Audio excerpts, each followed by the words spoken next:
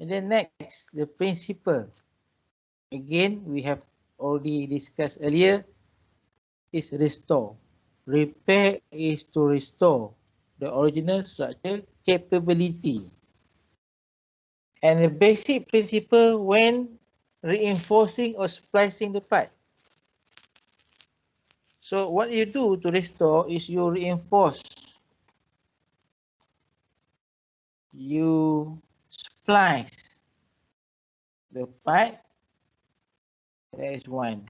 The repair is reinforced or spliced by doubler.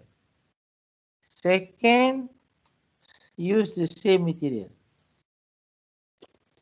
Third, thickness should be 1 gauge higher.